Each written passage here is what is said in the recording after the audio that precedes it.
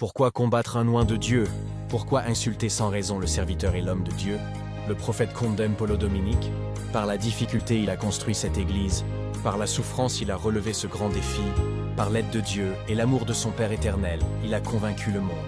Aujourd'hui, grâce à son évangile, le peuple africain, homme noir, a une fois de plus trouvé la valeur devant le peuple blanc.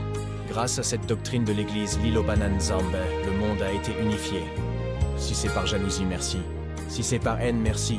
Si c'est par esprits impurs, merci. Mais de toute manière que vous agissez pour détruire sa réputation, n'oubliez pas qu'il est le bien-aimé du Seigneur. Reconnu par le monde comme ministre, universel pour la paix suite à son comportement et à son enseignement, reconnu au titre de sa grandeur pour sa connaissance supérieure, il ne faut pas combattre cet homme de Dieu.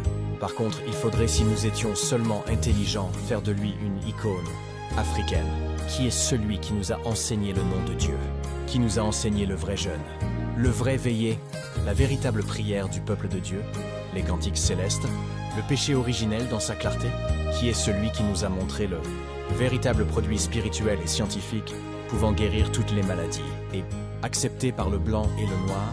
Condom Paulo Dominique ne vit pas pour lui seul, ni pour sa famille, mais il est celui qui vit pour son Dieu et pour le peuple de Dieu. Il accepte les critiques même de ceux qui ont été l'autrefois ses disciples. Mais pour tous les incrédules, pour vous les ingrats, il vous dit merci et seul Dieu vous jugera. Il est bien d'augmenter les stratégies pour faire de lui un mauvais, mais il y aura toujours un reste parfait de peuples nombreux qui seront là pour lui dire merci papa.